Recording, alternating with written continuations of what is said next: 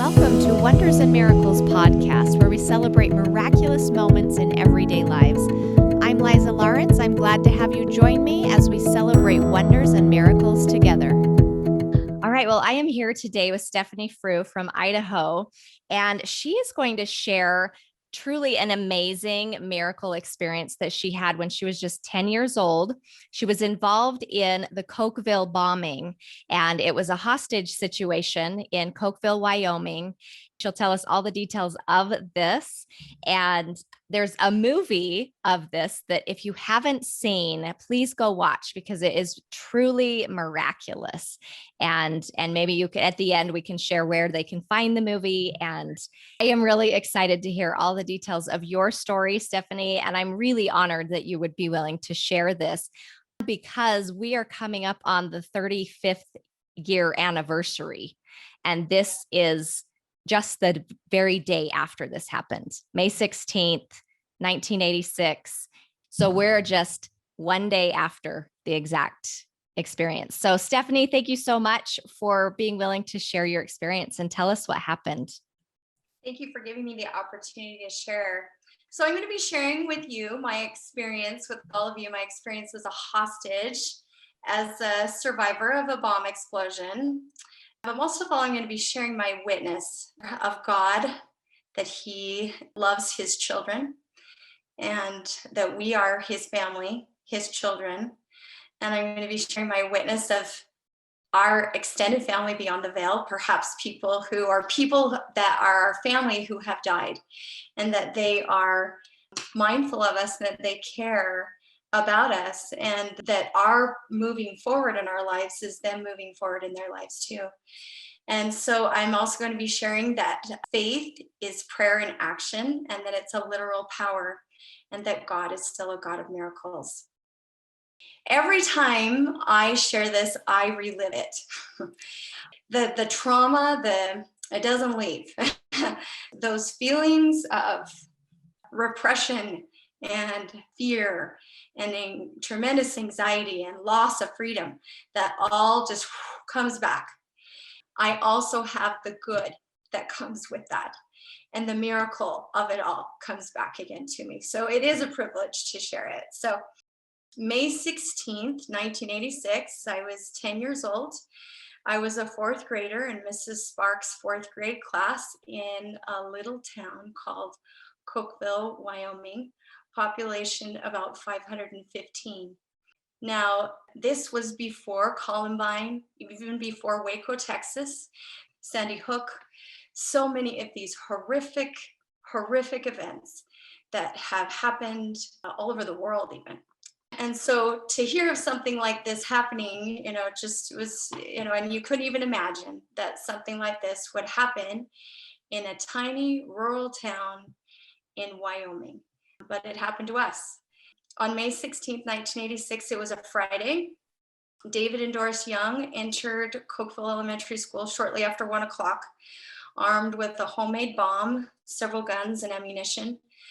They were the worst kind of hostage takers because they had no intention of leaving alive. Their intention was to leave with us. David Young believed that he mathematically had discovered a way to reincarnate himself and all of us, and that he was going to take us to his quote unquote brave new world, and that he would be a ruler over us. So we were quote unquote precious to him. And he chose Cokeville, Wyoming, because I think for a few different reasons. This is all speculation because, of course, we don't know what he really thought. I mean, we have his journals, and he kept a pretty good journal. But one of the reasons he said is because Cokeville had really high academic scores, and he was very brilliant, and he, of course, respected that in other people. Also, David Young had been a local deputy there a number of years before and had been let go. I do also want to be sensitive to the fact that his wife, Doris Young, who also held us hostage, she had family that lived in town. Her daughter and her son-in-law lived there. And there was a lot of abuse in that relationship. David Young was very good at manipulating and brainwashing. And I think that Doris was very manipulated, and so was Penny, his daughter. So they entered the school about 1 o'clock. I had gone home that day for lunch and ran inside the house. And we had had blueberry upside down cake that night before. And I knew that if I told my mom that I was there, that I wouldn't be able to have that. So I just woofed down a piece of that and ran out the door saying, "I love you, Mom. I'm going back to school." And as I was entering school, I was actually a few minutes late. And as I entered the school, I saw David and Doris Young sitting in their van on the corner. And everybody in Cokeville is very friendly. It's a small, obviously everybody knows everybody. So I remember waving and they didn't really wave back. And I remember feeling not good about that. Like I got feeling like, woo, those people give me the heebie-jeebies.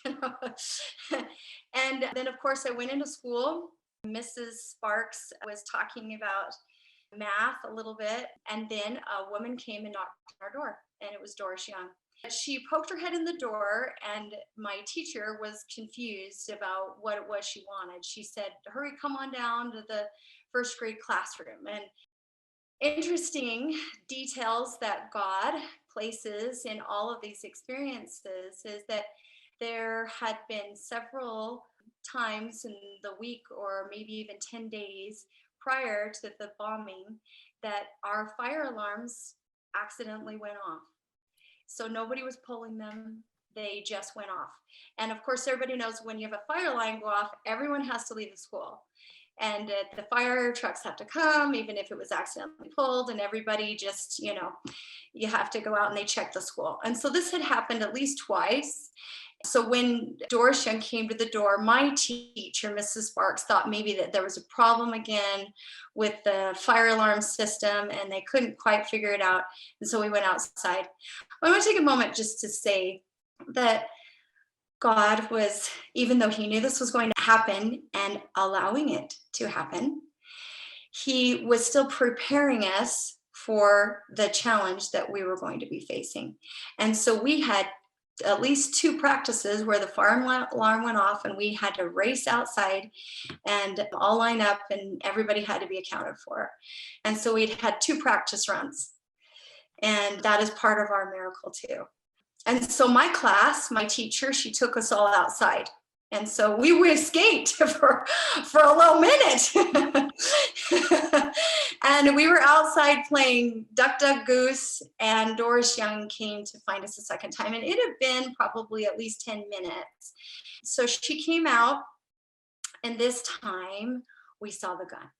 She showed it to our teacher, and she said, "You need to come inside." I was a pretty aware child, I would say, and I noticed. And I immediately was already looking around for, can I run across the field here? How do I get out of here? This doesn't look good. This isn't good. I can tell this isn't good. And, of course, I was also only 10. And guns were a fairly normal thing in rural Wyoming. My dad had guns. My second grade brother got a 22 for Christmas, that year. So, all the boys did, hunters, safety, and it was at the school. And so it was a normal thing, but I felt it. I felt the alarms. And so we lined up and started going inside the school. We walked down to Mrs. Mitchell's first grade classroom. So David and Doris Young, I'm going to back up just a little bit here. David and Doris Young entered our school. They went straight to the secretary. The principal was actually out of the school. He was over at the high school. At gunpoint, she was the first hostage, Tina. They said, "This is a hostage situation and don't press anything. We're taking your school hostage." He took Tina, and they had pre-designed where they were going to be taking us. They chose Mrs. Mitchell's classroom because it was a first grade classroom, and there was a little bathroom between the first and second grade classrooms, and that allowed them to keep a tighter control on what was going on with us kids, or what was anticipated to be going on. And Doris was the one that went classroom to classroom, gathering everyone to come down. So our classroom was the last classroom to enter. I remember walking in, David was sitting on the teacher's desk. He was wearing a cowboy hat and seems like a Dallas Cowboys kind of jacket. He was evil. You could feel it just rolling off of his whole presence. It was good feeling gone. And entering that room was terrifying. I remember also being kind of confused at how scary it felt and wondering what's going on here. I saw a little friend of mine that lived on my street, Brenna McNamara, and I went right to her. She was crying and she was a little first grader, and I went right to her and put my arm around her. She was sitting on a desk right in front of him. And he kind of yelled and made some different demands. He said, "This is a revolution and you're my hostages." And I had no idea what any of that was. And then within just a few minutes, Mr. Exel, the principal, did come back to the school and he entered the classroom. And he said, "This man is armed and dangerous. He has guns and a bomb. And I want you to listen to your teachers and everything will be okay." And I remember, even as a little girl, feeling a peace wash over me, and a comfort came with such solid understanding that it left any room for doubt gone in that moment. And I knew in that moment everything was going to be okay. But like what happens in life, oftentimes we will feel a reassurance from God. You're doing okay. I am here. Here's a person in your path that I've set for you. And you feel those confirmations. And then things happen and lots screaming at you that it's not okay. and you begin to doubt. And that was part of my journey here. Some time passes, they begin to move all the desks were piled up. There were 2 exits from the classroom. One was through the little bathroom that connected the first and second grade classrooms. It was kind of a mini little closet room, and the bathroom was part of that. And so they had to stack up a whole bunch of chairs and desks there so that nobody could escape. And then they also had the main entrance that they stacked up desks and chairs. Now, teachers were being given permission to go and get things for us. I remember both Mr. Moore and Mr. Mitchell talking about having a pistol put right between the eyes and him saying, "If you aren't back, one of these kids or one of these teachers is dead," and giving them a very short amount of time to go and get the TV and get books and different things for us to occupy our time. They had some crafts and different things. And so we were held hostage for a couple of hours, but it felt like a lot longer. And we were children too. And it was the latter part of the day, when we're getting ready to go home. I had 2 brothers in that room with me, a first grade brother, Byron, and a kindergarten brother, Joshua. And they kind of kept us in our perspective classes. So 4th graders stayed together, 6th, 5th, and so on, so that our teachers could kind of help us. Now, it was 154 bodies in this tiny little classroom.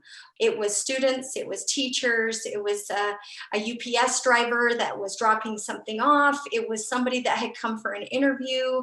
A mother that came to drop off her daughter or pick up her daughter late was there with her little baby. And so we were all crammed in this little classroom with a madman with real intent to blow us all away. He asked for $2 million, I believe, per child. He wanted to get it from the government. He said if he didn't get it from the government, that he would get it from a church organization, which he reached out to both. And the principal was helping him contact authorities, and they were actually talking to government officials. And the FBI did come. I remember looking out the windows and seeing people in uniform that says SWAT and FBI. And when you're that big, you think apocalypse. Like, you're like, the world is over.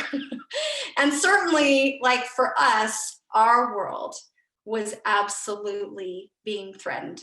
I'm going to just return to the scene of the classroom. It was hot, all those bodies in there, sweaty, anxiety and adrenaline, fear, and also those that don't understand what's going on, children, innocence, and teachers trying to protect and not feeling like they could even hardly hold it together themselves. They were truly amazing angels on earth. They really helped to calm us kids and to reassure us and to help us feel as much normalcy as we could in the middle of this horrific event. The bomb was leaking gasoline, and David and Doris Young did not know that it was, or didn't clue into it. And so the fumes of gas were strong in the room and children were getting sick. And so on top of the anxiety and everything, we also had sickness. I remember at one point, probably maybe 30 minutes before the bomb went off, I was sitting at the back of the classroom where my little fourth grade classroom was gathered, and there was a bank of orange cabinets along my left-hand side, and I was leaning up against the back wall, and the little door to the bathroom was just to my right. And I was just sitting there, and that feeling of everything's going to be okay vanished. And in a moment, I just felt all of the weight of this repression. And I'm looking around this room for some hope that everything's going to be okay. Okay. I wanted to feel that okay again. My eyes kind of sweep the room. And as I'm sweeping around, I see the flag. We pledge allegiance to the flag. And as I look at that flag, for the first time in my life, I know what freedom is, because I don't have it. I cannot leave this room without causing harm to myself or to someone else. I cannot go anywhere. And I felt it. My little 10-year-old self just felt that so heavy. And I felt so frightened in that moment. My eyes are just sweeping this room and past the flag, and then I see my teacher, Mrs. Sparks, and she's at the sink with a child that's sick.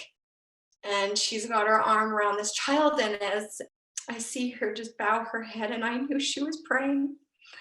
And I bowed my head, and it was the first time I prayed. And I just said, Heavenly Father, please, I don't know how we can get out of this, but please help us to get out of this. Help everything to be okay. And I, of course, was concerned, and I prayed that my mother and father wouldn't come, and that my little brother Steve wouldn't come, because I didn't want them to also be taken hostage. And I prayed that he would protect them. I prayed for my brother Joshua and my brother Byron and myself and all of us, that we would be okay. It was a very simple child prayer. But when we reach out to God and we exercise our faith unto prayer, immediately I felt that peace come again, and I felt a confidence. And oftentimes too, when we feel the Spirit of God, the Spirit of the Lord come into our lives, he invites us to do something. And so I felt like I was supposed to do something, but I didn't know what. And I was hot, and I wanted to move my body. I felt some power again. And I was feeling my own choice, my own agency to some degree again. And I stood up and I went into this little bathroom, and I got a paper towel and I put it on my face to cool down, because I was really kind of hot and sweaty. And I looked at myself in the mirror, and I had just said that prayer, and I knew everything was going to be okay. I felt such confidence in that moment. I didn't even know if that meant that I would live or die, but I was okay with it. Even though I was only 10, I still felt like for a moment, I'm okay. It doesn't matter what happens. I'm okay. God has got me. I feel that. But those things, they flee so quickly, and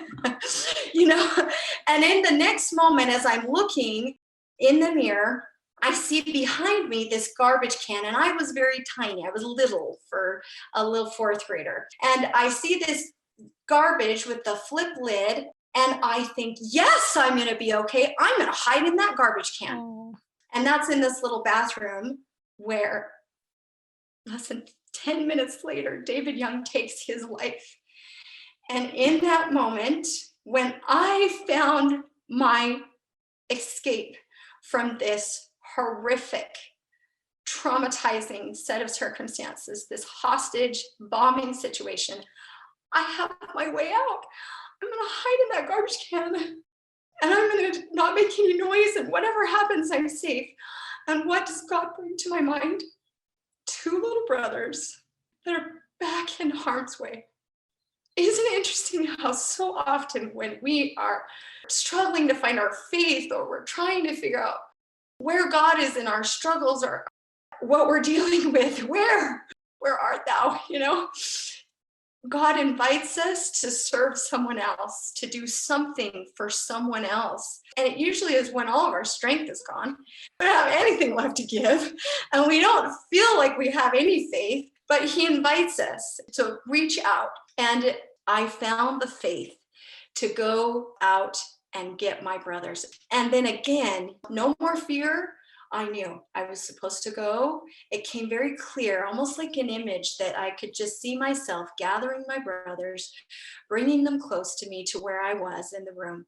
And so I went back in there with purpose, and I gathered my brother Joshua and my brother Byron close to me. And actually, it was kind of neat.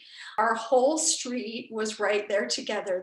Not very often in our lives does the Lord, when he invites us to do something, when we're struggling, he says, I know this looks like the right path to you, but I'm going to tell you to go this way, and it doesn't look right, but this is where I want you to go. And I took that path, walking back into that room to my brothers. Had I stayed there, I would not be here today, because within probably less than 10 minutes, David Young took his life in that room. I would have moved. When the bomb went off, I would have jumped or, something, and I would have been shot.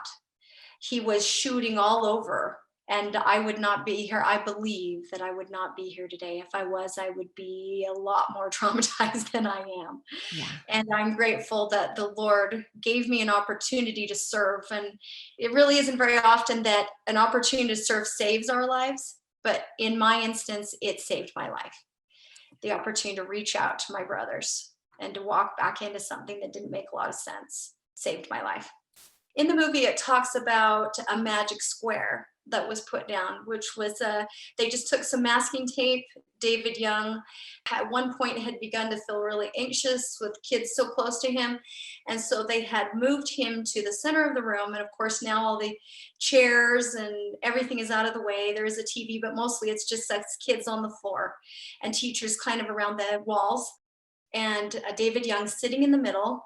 Doris Young was at the door, the main door. And I was one of those kids that talked to her at one point. In the movie, it kind of highlights that. It's interesting when you find yourself in a situation as a hostage, you do try to bargain with the hostage taker.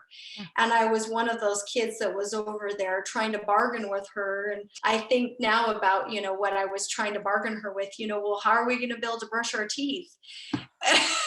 I was 10 years old, and it really wasn't what I was worried about. I was just trying to appeal to her mother type.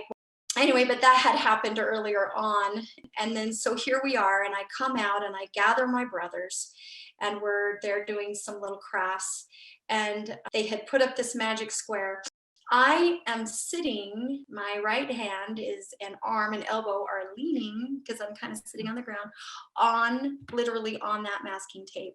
So when the bomb blew, I was 4 feet or less from the bomb itself. My brother Byron said, look, she has the bomb now.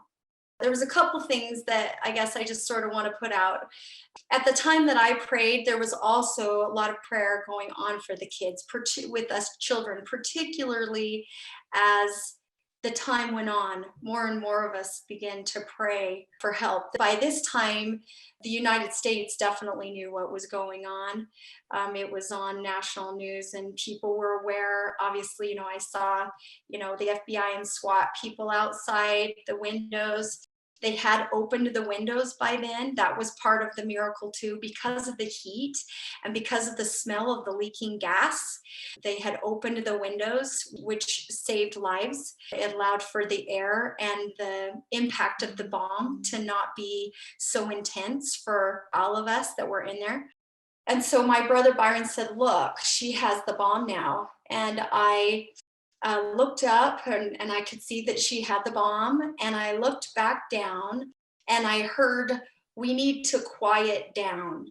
And then I looked up again and the bomb detonated. And it was the loudest, most deafening. It went up in the ceiling like a column of fire, just, and then kind of out. And you know, there are other witnesses of this experience too. And as I've gone back and read some of the accounts of some of these witnesses, there is a couple witnesses in particular that just before the bomb went off, they saw angels come down out of the ceiling and surround the bomb. And I believe that what I was seeing was not a column of fire, but that they were angels sent from God to protect us from the blast. And there were so many, when this was all done and they were doing the investigation, and there are 2 teachers there that were atheists that are now, they now believe in God. And the people that were on the bomb squad, when they went back and looked at this, they just could not explain. They could not explain in any way what had happened. They said there's no explanation for why the bomb went up instead of out, except for that through children's eyes, we saw that this bomb was surrounded by angelic power that Heavenly Father had sent down to protect us at this time. And so I was blown back, kind of on my side, and then I kind of sat up, but immediately there was no sound. I couldn't hear anything other than a really loud ringing in my ear. Everything was thick black smoke. It was so thick, so fast. And I could see fire at my feet. It felt like a lot of time elapsed. When you see those movies where everything is sort of pandemonium and it's all in slow motion, that is real. The blast and being blown back, it was like everything was happening just in slow motion. I couldn't hear anything at first, and then I began to hear a loud ringing, and then I could hear voices. And I'm sure it all happened extremely fast, but it felt like a very long time. And I remember thinking, the bomb's gone off. There's fire. The room's on fire. I've got to get out of here. I look to the side, and there is this person that's screaming for help, and their body is engulfed in flames. And I wanted to help this person. And I started leaning towards the direction of her. And it was Doris Young. And I wanted to help her. I could see, actually, I'm not going to go in, but I could see the burning and what it was doing. And I wanted to help her. And then at the same time, I heard my name in the opposite direction, Stephanie. And I turned, and there's this hand extended, and it was luminescent and white and whiter and brighter than anything I've ever seen. And I felt the protection of that hand. It's like a warm blanket. And again, that feeling of everything's okay. I don't know how I got out of the room. I don't remember exiting the room other than standing up right actually as I was exiting. But I got to the hallway, and I, of course, at that point, I think I felt more terror at that point than I ever did, because I knew the bomb had gone off. I knew I got out, but I also knew there was a long way that I had to run. And this man had made good on his promises. The bomb had gone off. I could hear gunshots. And so I was terrified. And I am running towards this door. And who do you think I think of when I get to the door? My little brothers. And so I turn around and I start running back. That room is full of flames. And Mr. Mitchell and Mrs. Sparks are there, and they're screaming, run, run, run. And that was scary because I could see their terror, and it was raw. when I got there, my brother Byron came running right through, and Mrs. Sparks had been putting his hair out. It was on fire. And as Byron and I exited the school, we're of course we're terrified, and we're looking for our little brother. And we see him out in front of a sea of children. He's at the very front row, front of the pack, and he's got his bike that he got for Christmas. He was not leaving that behind, hostage or not. And he's way out front. But then, of course, Byron and I have this run. So the room was facing the front of the school. And so we came out a side door, but we had to run across that front lawn. And as we're running across that front lawn, we're hearing the bullets and the shots and watching people run, all the children running, everybody's faces are black and kids are bloody. And it was so traumatic. I remember that run and I was the fastest girl in my class. In fact, I was faster than most of the boys. And that run across that field felt like the run for my life. And as Byron and I sprinted across there, and then the school set off of Main Street and everyone was held back off of Main Street. So we had to run a fair distance, turn the corner, and then we found our safety net. There was parents and, we're scanning and I remember seeing my mother. There's another little girl in my class, Chanel Cornier, and we looked a lot alike. And Chanel had a really bad burn on her arm, and the flesh was hanging over. And my mother was trying to help her get to the ambulance, and she's looking around at the sea of black faces, wondering if her children are amongst the survivors. And moms are angels on earth, or they can be. And my mom is running, Mom, we are all alive. We're all okay. That message that the Spirit of the Lord gave me in the very beginning, everything is going to be okay. And again, through the middle part, everything is going to be okay. And again, at the end, everything is going to be okay. And can I share with you that journey continues because the trauma is still there. Telling myself, my children as they leave for school every year, ask my husband what it's like every time school starts. That trauma comes back. There is not a time that I do not push open doors at a school that I do not think of the time I was running for my life. It was cool. And so, all of that trauma, I have to tell myself over and over again. And the Lord reassures me, everything is going to be okay.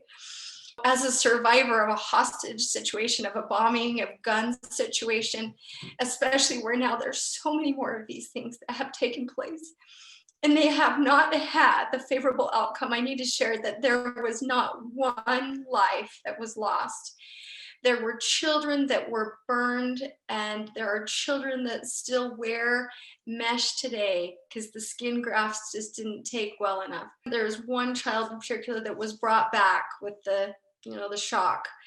They went through years of recovery for just the physical symptoms, let alone the emotional symptoms of all of this. And so our journey as survivors of the Cokeville bombing for all of us is ongoing, remembering that God is a God of miracles, that He intervened in this situation. I love in the movie they put Jesus Christ did not heal every leper when He came to this earth, but still we do speak of the ones He did heal. I know that there are survivors that have now passed on. In one instance, God saved their life. In another instance, God took them home. We don't understand all this. A scripture I like to share is, my ways are not thy ways. My thoughts are not thy thoughts. And I come back to this over and over again in my life, that God knows what I don't know. And that even with the trauma, I didn't exit this world that way. I will exit the world another way. But I do have to live this earthly experience with the trauma of being a hostage. And it has been hard and it continues to be hard. And God knew that that was going to happen before it happened. And I was supposed to be there. I was supposed to experience this. And I am supposed to share it, even though it's hard to share. But I do know that God is a God of miracles. He miraculously reached his hand down and protected this whole group of children and adults in this particular situation, and not one child or one adult died. There is as many miracles there as there are individuals, and that's not where it ends. It's like a ripple in a pond.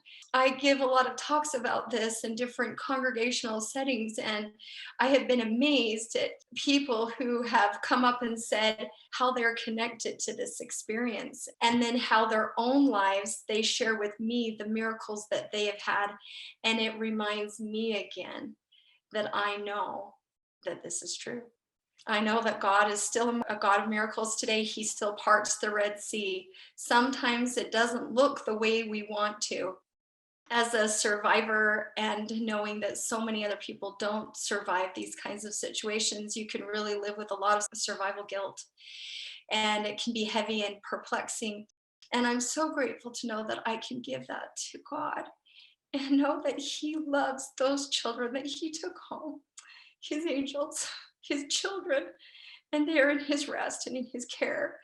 And I'm grateful that I can have faith in that, that I can exercise that. And I will say that this is an ongoing challenge for me, that faith in God and his love for me and his awareness of me is something I'm learning about all the time. And that he meets me where I am, and then he asks me to move forward.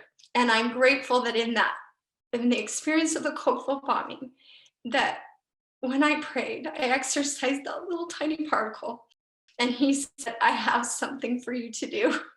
And that he gave me the opportunity to enter back in that room, that hostage situation. And I have freedom to walk back in that room and gather my brothers and have faith that everything was going to be okay. I bear witness that God is in the details of our lives, that he knows each one, and that his care and his peace are real. They're hard earned at times, but they are real. And I leave that witness in the name of Jesus Christ.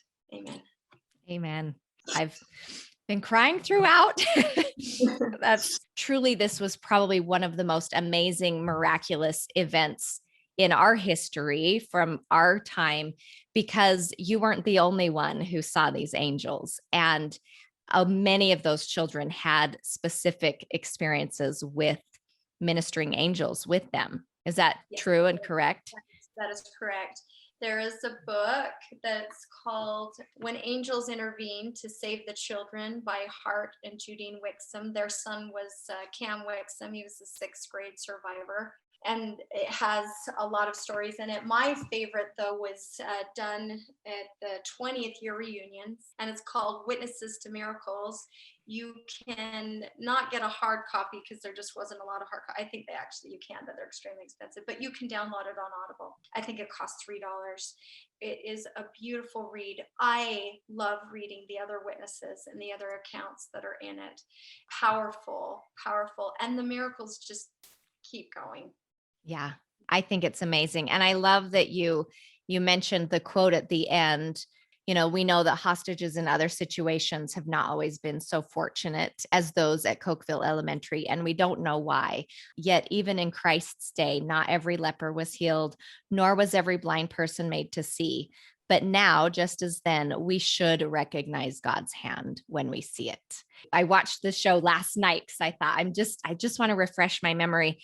And when that came up, I snapped a picture, because that is the whole purpose of my podcast is when you notice God's miracles in your life, celebrate it, share it, witness of it. I believe wholeheartedly, like you, that God is still a God of miracles, and he wants to bless our lives and help us. And he is helping us.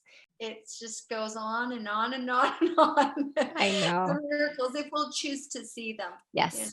And I think that's the part where we have to have eyes to see. and Yeah. effort Yep. to see miracles in our lives. And sometimes we have to dig, Mhm. you know. Anything else you feel like you need to share for this story? Light and darkness cannot exist in the same space, same as fear and doubt and faith. Faith and fear cannot exist in the same space either.